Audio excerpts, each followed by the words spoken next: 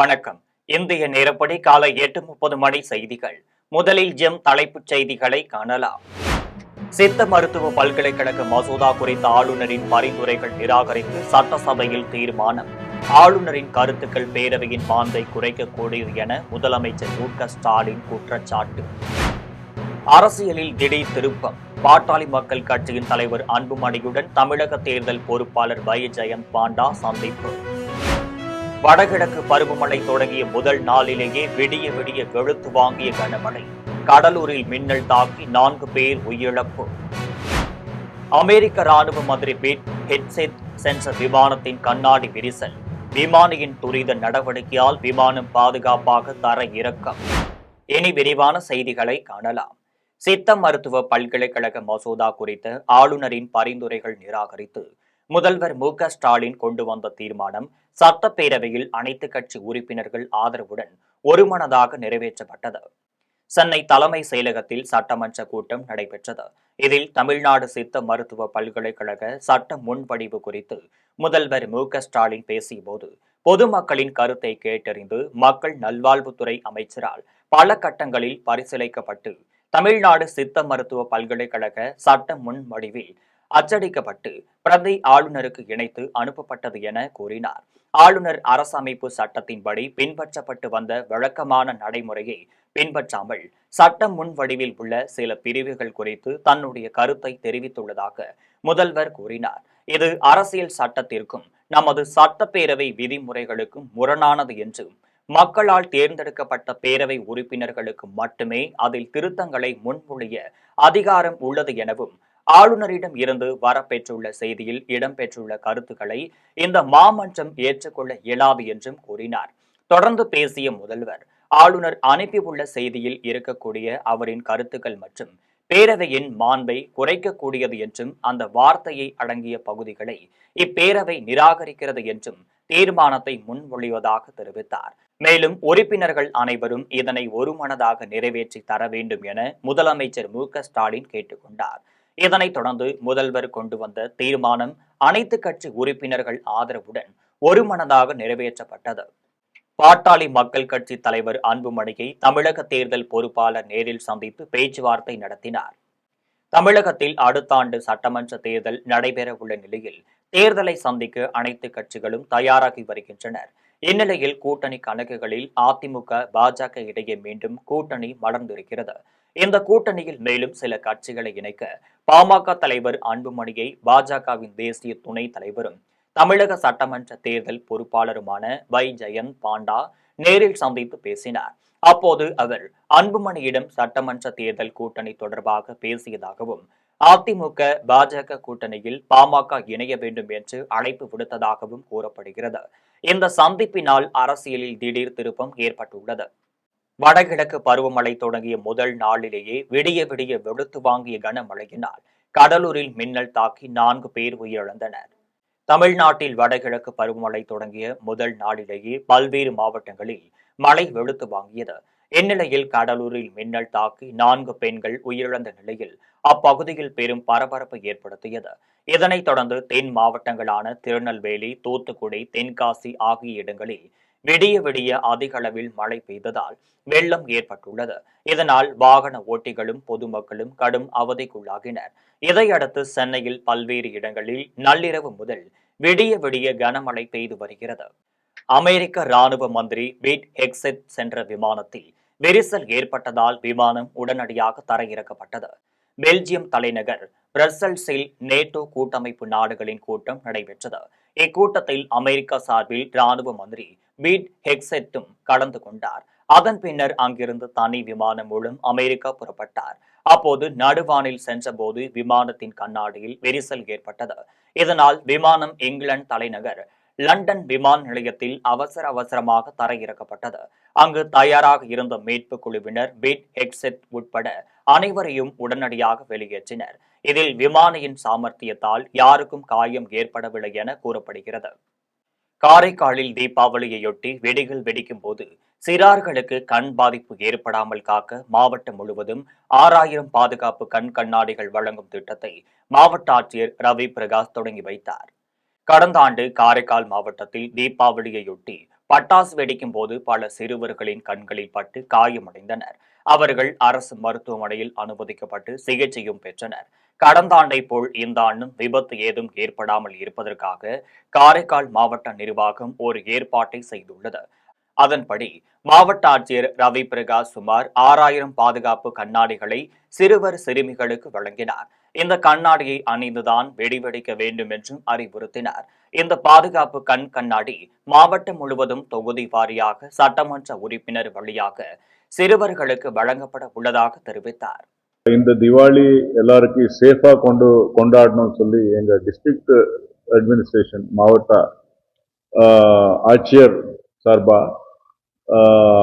இந்த வருஷம் அரவிந்த் ஐ ஹாஸ்பிட்டலில் பேசி 6000 ப்ரொடெக்டிவ் கிளாஸஸ் ஐ கிளாஸஸ் நாங்கள் வாங்கிட்டோம்.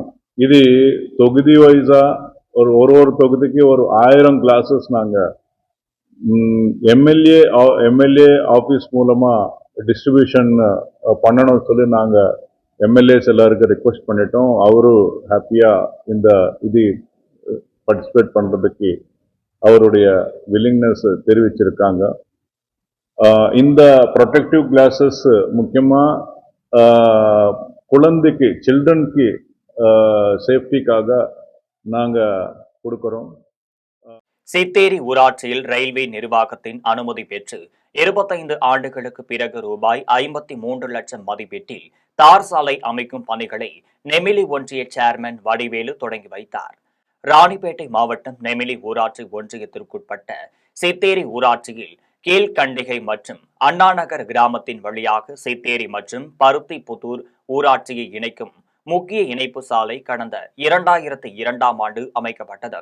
சாலை அமைக்கப்பட்டு 25 ஆண்டுகளை கடந்த நிலையிலும் தற்போது வரை சாலை குண்டும் குழியுமாக பழுதடைந்து காணப்படுகிறது.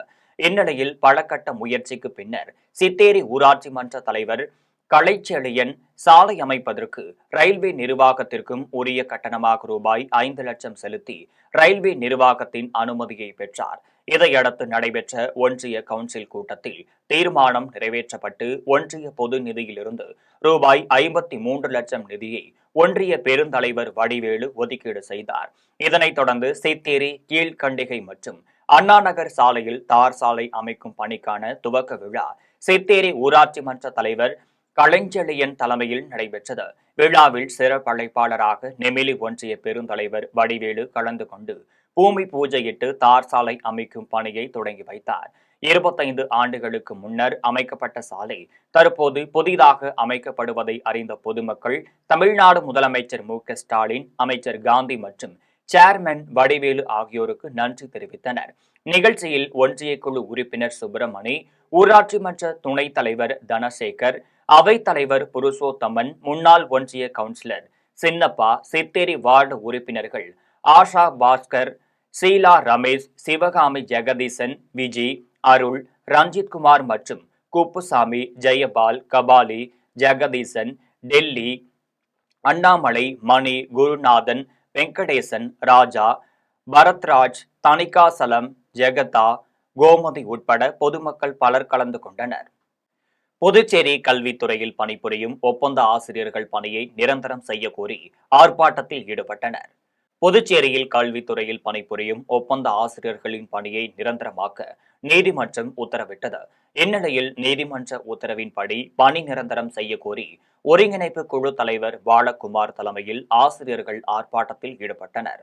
ஒப்பந்த முறையில் பணியாற்றும் கௌரவ ஆசிரியர்கள், பால சேவிகா, சிறப்பு ஆசிரியர்கள், மொழி ஆசிரியர்கள் அனைவரையும் பணி நிரந்தரம் செய்ய வேண்டும் என அவர்கள் வலியுறுத்தினர். இதில் 200க்கும் மேற்பட்ட ஆசிரியர்கள் கலந்து கொண்டு தங்கள் கோரிக்கையை வலியுறுத்தி முழக்கமிட்டனர்.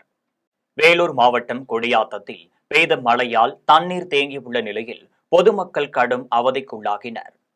கொடியாத்தம் வட்டாரத்தில் கடந்த 2 நாட்களாக தொடர்ந்து மழை பெய்து வருகிறது.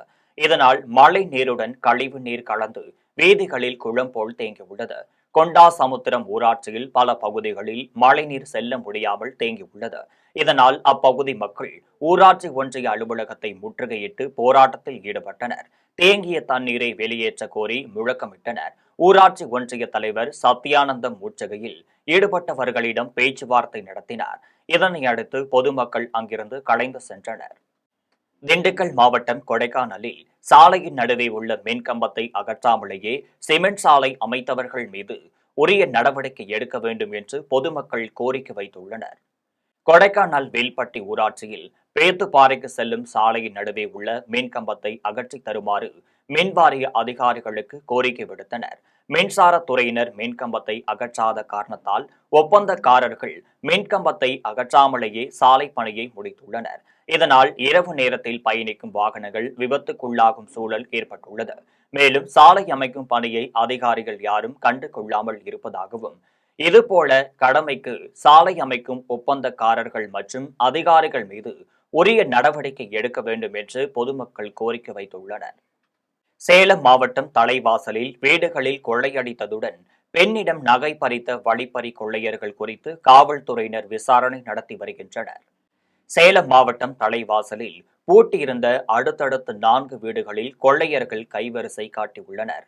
வடக்கு மாறை மாரியம்மன் கோவில் தெருவை சேர்ந்த பச்சமுத்து வீட்டில் 2 கிராம் மோதிரம், 2 கிராம் நாணயம், 3500 ரூபாய் பணம் ஆகியவற்றை கொள்ளையடித்துள்ளனர். முத்துசாமி வீட்டில் 2000 ரூபாய் பணம், நாராயணன் என்பவரின் மனைவி செல்வ பிரியா கழுத்தில் அணிந்திருந்த சங்கிலியை பிடித்து இழுக்கும் போது அவர் கையில் பிடித்துக் கொண்டதால் 6 கிராம் அளவுள்ள தங்க சங்கிலியை மட்டும் பறித்து சென்றனர். அவர் கூச்சலிடவே கொள்ளையர்கள் அங்கிருந்து தப்பித்து ஓட்டம் பிடித்தனர். இதுகுறித்து தகவல் அறிந்த காவல்துறையினர் கொள்ளையர்களை தீவிரமாக தேடி வருகின்றனர். மதுரை கீரைத்துறையில் கனரா வங்கிக்கு சொந்தமான ஏடிஎம் இயந்திரம் முழுவதுமாக எரிந்து சேதமடைந்தது குறித்து காவல்துறையினர் விசாரணை நடத்தி வருகின்றனர். மதுரை கீரைத்துறையில் கனரா வங்கி ஏடிஎம் மையத்தில் நாள்தோறும் ஏராளமான வாடிக்கையாளர்கள் பணம் எடுத்து பயன்படுத்தி வந்ததால் எப்போதும் பணம் நிரம்பி வந்துள்ளது. தீபாவளி நெருங்குவதால் ஏடிஎம் மையம் முழுவதிலும் பணம் நிரப்பப்பட்ட நிலையில் திடீரென ஏடிஎம் இயந்திரத்திலிருந்து புகை வெளியேறியுள்ளது. பின்னர் சிறிது நேரத்தில் தீ மளமளவென பரவி ஏடிஎம் இயந்திரம் முழுவதும் எரிந்து நாசமானது. இதனைத் தொடர்ந்து அப்பகுதியில் உள்ள பொதுமக்கள் அனுப்பநாடி தீயணைப்பு துறையினருக்கும் தகவல் அளித்தனர். இதையடுத்து விரைந்து வந்த தீயணைப்பு துறையினர் இயந்திரத்தில் பற்றி எரிந்த தீயை அணைத்து கட்டுக்குள் கொண்டு வந்தனர். மின்கசிவால் தீ விபத்து ஏற்பட்டிருக்கலாம் என கூறப்படுகிறது. தூத்துக்குடி வஉசி துறைமுகத்தில் பல்வேறு மேம்பாட்டு பணிகள் நடைபெற்று வருவதாக துறைமுக ஆணைய தலைவர் தெரிவித்துள்ளார். மும்பையில் அக்டோபர் 27ஆம் நாள் தொடங்கும் இந்திய கடல்சார் வர்த்தக கண்காட்சி குறித்து தூத்துக்குடி வஉசி துறைமுக ஆணைய தலைவர் சுசாந்த் குமார் புரோஹித், துணைத் தலைவர் ராஜேஷ் சவுந்தரராஜன் ஆகியோர் கூட்டாக செய்தியாளர்களிடம் பேசினர். 2047ஆம் ஆண்டிற்குள் கடல்சார் வணிகத்தில் முன்னேற்றம் என்ற தொலைநோக்கில் துறைமுகங்களில் மேம்படுத்தப்பட்ட திட்டங்கள் செயல்படுத்தப்பட்டு வருவதாக தெரிவித்தனர். மும்பையில் நடைபெறும் இந்திய கடல்சார் கண்காட்சியில் பசுமை துறைமுகம் நவீனப்படுத்துதல், நீல பசுமை போன்ற கருத்துக்கள் விவாதிக்கப்படும் என்றனர். நாட்டில் முதல் பசுமை துறைமுகமாக தூத்துக்குடி துறைமுகம் அறிவிக்கப்பட்டுள்ளதாக கூறினார். கடந்த சில ஆண்டுகளில் சுமார் 800 கோடி ரூபாய் மதிப்பில் சேமிப்பு கிடங்கு அமைத்தல், கப்பல் வரும் சுற்றுவட்ட பாதை ஆழப்படுத்துதல் உள்ளிட்ட பணிகள் மேற்கொள்ளப்பட்டுள்ளதாக தெரிவித்தார். Last year in September, our Honorable Union Minister had come and dedicated the container berth.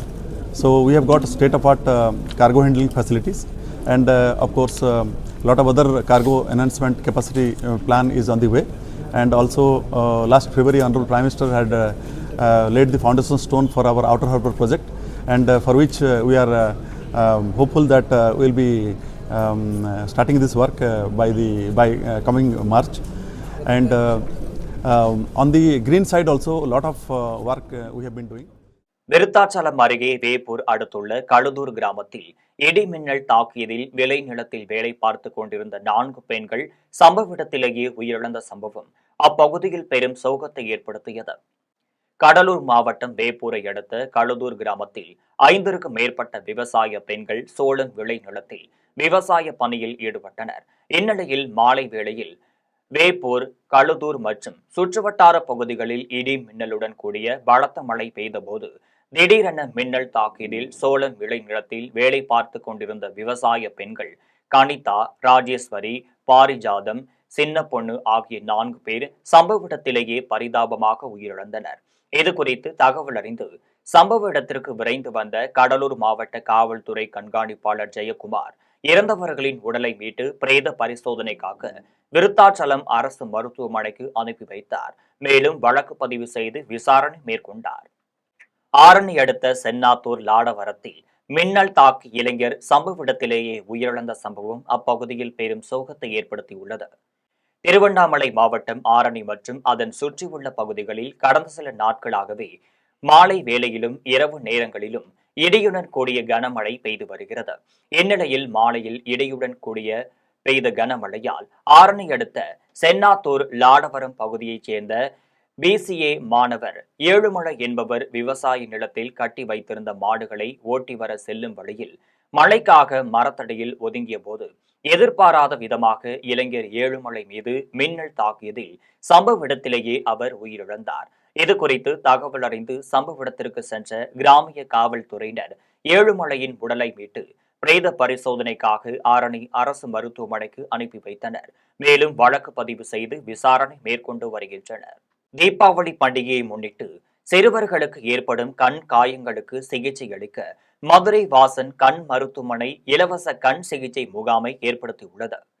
Deepavali பண்டிகையை முன்னிட்டு 15 வயதிற்கு குறைவான குழந்தைகளுக்காக பட்டாசு தொடர்பான கண் காயங்களுக்கு இலவச கண் பரிசோதனை மற்றும் சிகிச்சை வழங்கும் சிறப்பு சமூக நல முயற்சியை வாசன் கண் மருத்துவமனை அறிமுகப்படுத்தியுள்ளது. மருத்துவ முகாம் அக்டோபர் 15 முதல் 25ஆம் தேதி வரை அனைத்து வாசன் கண் மருத்துவமனை மையங்களிலும் நடைபெறுகிறது.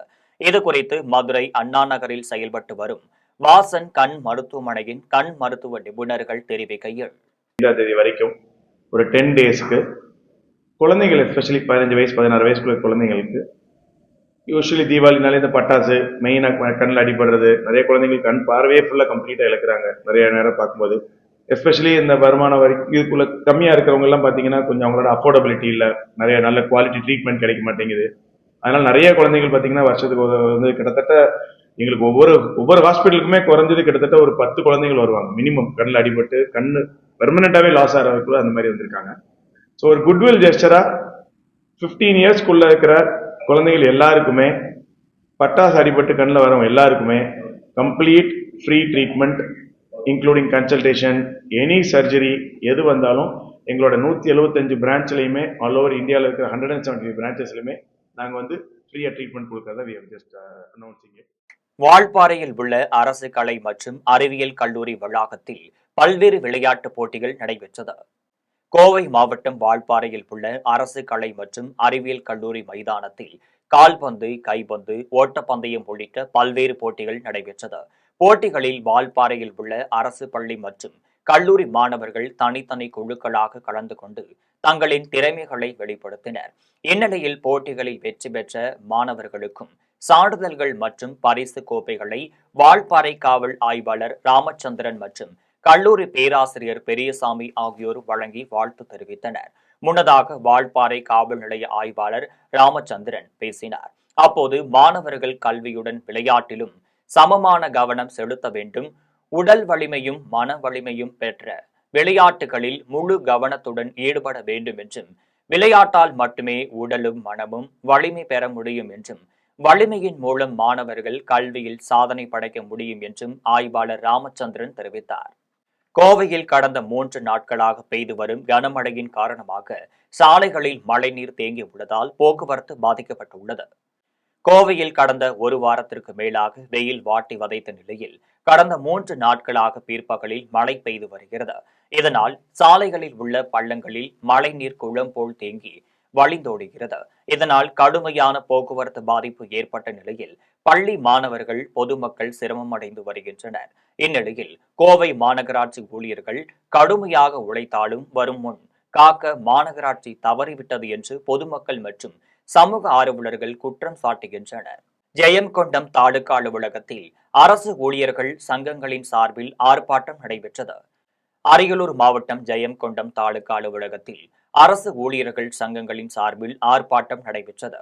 அப்போது தேர்தல் வாக்குறுதியான பழைய ஓய்வூதிய திட்டத்தை அமல்படுத்த வேண்டும், தமிழகம் முழுவதும் உள்ள காலி பணியிடங்களை நிரப்ப வேண்டும் உள்ளிட்ட பல்வேறு கோரிக்கைகளை வலியுறுத்தி கோஷங்களை எழுப்பினர். தொடர்ந்து தமிழக அரசு நடப்பு சட்டமன்ற கூட்டத்தொடரிலே அறிவிக்க வேண்டும், இல்லாத பட்சத்தில் அடுத்த கட்டமாக அரசு ஊழியர்கள் சங்கங்கள் கூட்டமைப்பு அடுத்த கட்ட போராட்டத்தை அறிவிப்போம் என எச்சரிக்கை விடுத்துள்ளது. தமிழ்நாடு முழுவதும் இன்றைய தினம் ஜேக்டோ ஜியோ பேரமைப்பின் சார்பாக தமிழக முதலமைச்சர் தேர்தல் காலத்தில் வாக்களித்தபடி அனைத்து அரசு ஊழியர்கள் ஆசிரியர்களுக்கும் பழைய பென்ஷன் திட்டத்தை வழங்குவது உள்ளிட்ட 10 அம்ச கோரிக்கைகளை நிறைவேற்ற வேண்டும் என வலியுறுத்தி மாபெரும் கண்டன ஆர்ப்பாட்டம் நடைபெற்று கொண்டிருக்கிறது. ஜெயங்கொண்டத்தில் நடைபெறுகின்ற இந்த ஆர்ப்பாட்டத்தில் தமிழக முதலமைச்சர் உடனடியாக இந்த பட்ஜெட் கூட்டத்தொடரிலே அரசு ஊழியர்கள் ஆசிரியருடைய வாழ்வாதாரமான கோரிக்கையான பழைய பென்ஷன் திட்டத்தை அறிவிக்க வேண்டும் என்கின்ற கோரிக்கைகளை வலியுறுத்தி இந்த ஆர்ப்பாட்டம் நடைபெற்று கொண்டிருக்கிறது. இதை அறிவிப்பார், சட்டமன்ற கூட்டத்தொடரில் அறிவிப்பார் என நாங்கள் காத்திருக்கும் பொழுது சட்டமன்றத்திலே ஓய்வு பெற்ற எம்எல்ஏக்களுக்கு ஓய்வூதியம் உயர்த்தப்படும் என்கின்ற முதலமைச்சருடைய அறிவிப்பு வெந்த புண்ணில் வேல் பாய்ச்சுவது போல அரசு ஊழியர் ஆசிரியர்களுக்கு இருக்கிறது. இந்த ஆட்சி அமைய வேண்டும் என்பதற்காக அரும்பாடுபட்ட அரசு ஊழியர் ஆசிரியருடைய மனதிலே வேலை பாய்ச்சுவது போல இருக்கின்ற இந்த நிகழ்வுக்கு மாறாக தமிழக முதல்வர் உடனடியாக இந்த கூட்டத்தொடரிலேயே பழைய பென்ஷன் திட்டத்தை அறிவிக்கின்ற அந்த அறிவிப்பை அறிவித்து உடனடியாக நடைமுறைப்படுத்த வேண்டும் என தமிழ்நாடு அரசு ஊழியர் சங்கத்தின் சார்பாகவும் ஜேக்டோ ஜியோ பேரமைப்பின் சார்பாகவும் கேட்டுக்கொள்வதோடு மீண்டும் ஜெம் தலைப்பு செய்திகள். சித்த மருத்துவ பல்கலைக்கழக மசோதா குறித்த ஆளுநரின் பரிந்துரைகள் நிராகரித்து சட்டசபையில் தீர்மானம். ஆளுநரின் கருத்துக்கள் பேரவையின் மாண்பை குறைக்கக்கூடியது என முதலமைச்சர் மு.க. ஸ்டாலின் குற்றச்சாட்டு. அரசியலில் திடீர் திருப்பம். பாட்டாளி மக்கள் கட்சியின் தலைவர் அன்புமணியுடன் தமிழக தேர்தல் பொறுப்பாளர் வை. ஜெயந்த் பாண்டா சந்திப்பு. வடகிழக்கு பருவமழை தொடங்கிய முதல் நாளிலேயே விடிய விடிய வெளுத்து வாங்கிய கனமழை. கடலூரில் மின்னல் தாக்கி 4 பேர் உயிரிழப்பு. அமெரிக்க ராணுவ மந்திரி பீட் ஹெட்செட் சென்ற விமானத்தின் கண்ணாடி விரிசல். விமானியின் துரித நடவடிக்கையால் விமானம் பாதுகாப்பாக தர இறக்கம். இத்துடன் ஜெம் செய்திகள் நிறைவடைகின்றன. மீண்டும் ஜெம் செய்திகள் மதியம் 1:30 மணிக்கு. உடனுக்குடன் செய்திகளை காண gemlive.tv என்ற இணையதளத்தில் இணைந்திருங்கள். நன்றி, வணக்கம்.